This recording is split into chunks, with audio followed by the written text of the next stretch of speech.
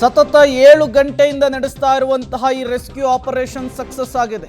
ಅಡೆತಡೆಯ ಮಧ್ಯೆಯೂ NDRF SDRF team ಈ ಕಾರ್ಯಾಚರಣೆಯಲ್ಲಿ ಸಕ್ಸಸ್ ಆಗಿದೆ. ಎತ್ತರದ ಜಾಗ, ಕಡಿದಾದ ದಾರಿ, ಯಾವುದೇ ಇಟ್ಯಾಚಿ ಆಗಲಿ ಜೆಸಿಬಿ ಆಗಲಿ ಹೋಗೋದಕ್ಕೆ ಅವಕಾಶ ಇಲ್ಲ. ಅದರ ನಡುವೆ ನಿರಂತರವಾಗಿ ಸತತ ಮಳೆಯ ನಡುವೆಯೂ ನಡೆಸಿದಂತಹ ಕಾರ್ಯಾಚರಣೆಗೆ ಈಗ ಮಗು ಬದುಕುಳಿದಿರುವಂಥದ್ದು.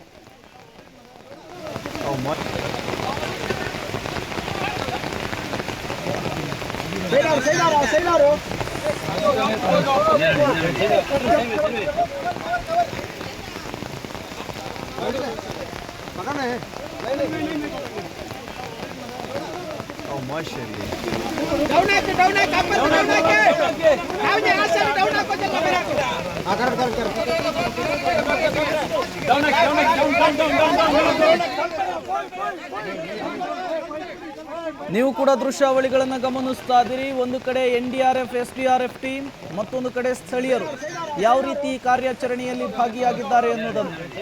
ಸತತ 9 ಗಂಟೆಗಳ ಕಾರ್ಯಾಚರಣೆ, ಯಾವುದೇ ಯಂತ್ರೋಪಕರಣಗಳ ಬಳಕೆ ಆಗಿಲ್ಲ.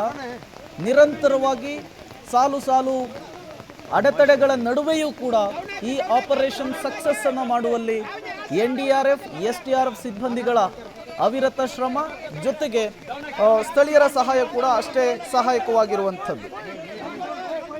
ಮತ್ತಷ್ಟು ಡೀಟೇಲ್ ಸುಕ್ಪಾಲ್ ಕೊಡ್ತಾರೆ. ಸುಕ್ಪಾಲ್, ನಿಜಕ್ಕೂ ಕೂಡ ಈ ಕಾರ್ಯಾಚರಣೆ ಮೆಚ್ಚುಗೆಗೆ ಪಾತ್ರವಾಗ್ತಾ ಇದೆ. ಎತ್ತರದ ಪ್ರದೇಶ, ಕಡಿದಾದ ದಾರಿ, ಯಾವುದೇ ವಾಹನಗಳು ಹೋಗೋದಕ್ಕೆ ಅವಕಾಶ ಇಲ್ಲ. ಅಂಥದ್ರ ನಡುವೆಯೂ ಕೂಡ ಈ ಆಪರೇಷನ್ ಸಕ್ಸಸ್ ಆಗಿರುವಂಥದ್ದು. ಎನ್ಡಿಆರ್ಎಫ್ ಎಸ್ಡಿಆರ್ಎಫ್ ಸಿಬ್ಬಂದಿಗಳ ಕಾರ್ಯಾಚರಣೆಯ ಜೊತೆಗೆ ಸ್ಥಳೀಯರ ಸಹಾಯದ ಬಗ್ಗೆ ತಿಳಿಸ್ಕೊಡ್ಬಹುದಾ ಅಂತ ಹೇಳಿ.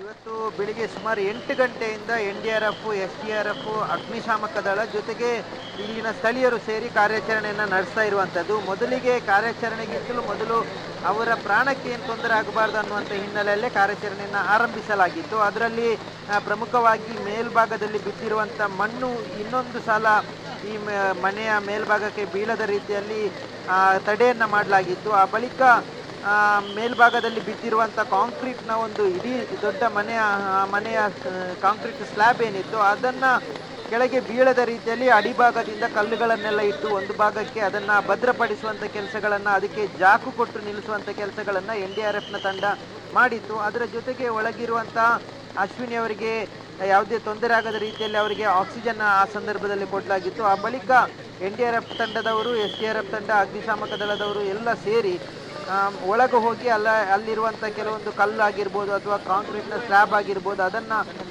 ಯಂತ್ರದ ಮೂಲಕ ಕಟ್ ಮಾಡಿರುವಂಥದ್ದು. ಅದು ಎನ್ಡಿಆರ್ಎಫ್ ತಂಡದ ಕಾರ್ಯಾಚರಣೆ ಆ ರೀತಿ ಆರಂಭ ಆಗಿತ್ತು. ಆ ಬಳಿಕ ಒಂದೊಂದೇ ಹೆಜ್ಜೆಯಾಗಿ ಮುಂದೆ ಹೋಗಿ ಅವರನ್ನು ತಲುಪಿ ಅವರನ್ನು ಅದರಲ್ಲಿದ್ದಂಥ ಈಗ ಮಗುವನ್ನು ಸುರಕ್ಷಿತವಾಗಿ ಹೊರಗೆ ತರಲಾಗಿದೆ. ಆ ಮಗುವಿನ ಕಾಲು ಮಾತ್ರ ಸ್ವಲ್ಪ ತಾಯಿಯ ಜೊತೆಗೆ ಸಿಲುಕಾಕೊಂಡಿತ್ತು. ಅದನ್ನು ತೆಗೆಸಿ ಈಗ ಮಗುವನ್ನು ಸುರಕ್ಷಿತವಾಗಿ ಹೊರಗೆ ತರಲಾಗಿದೆ. 1 ವರ್ಷದ ಮಗು. ಅವರನ್ನು ಈಗ ಆಸ್ಪತ್ರೆಗೆ ದಾಖಲಿಸಲಾಗಿದೆ. ಯಾವುದೇ ರೀತಿಯಾದಂಥ ತೊಂದರೆ ಆಗಿಲ್ಲ, ಅವರು ಸುರಕ್ಷಿತವಾಗಿ ಮಗು ಇರುವಂಥದ್ದು. ಅದರ ಜೊತೆಗೆ ಈಗ ತಾಯಿ ಅಶ್ವಿನಿ ಯಾರಿದ್ದಾರೆ ಅವರನ್ನು ಸುರಕ್ಷಿತವಾಗಿ ತರುವಂಥ ಕೆಲಸಕ್ಕೆ ಎನ್ಡಿಆರ್ಎಫ್ ತಂಡದ ಸಿಬ್ಬಂದಿಗಳು ಒಳಗೆ ಹೋಗಿರುವಂಥದ್ದು. ವೈದ್ಯರು ಹೋಗಿದ್ದಾರೆ. ಸದ್ಯ ಅವರಿಗೆ ಆಕ್ಸಿಜನನ್ನು ಕೊಡಲಾಗಿದೆ. ಯಾವುದೇ ರೀತಿ ಪ್ರಾಣಕ್ಕೆ ತೊಂದರೆ ಆಗದ ರೀತಿಯಲ್ಲಿ ಆಕ್ಸಿಜನನ್ನು ಕೊಡಲಾಗಿದೆ. ಜೊತೆಗೆ ಅವರನ್ನು ಸುರಕ್ಷಿತವಾಗಿ ತರಲಿಕ್ಕೆ ಮೊದಲಿಗೆ ಅವರ ಸೊಂಟದಿಂದ ಕೆಳಗಿನ ಭಾಗಕ್ಕೆ ಯಾವ ರೀತಿಯಾಗಿ ಮಣ್ಣು ಬಿದ್ದಿತ್ತು ಅದನ್ನೆಲ್ಲ ತೆಗೆಯುವಂಥ ಕೆಲಸ ನಿಧಾನವಾಗಿ ಆಗ್ತಾ ಇದೆ.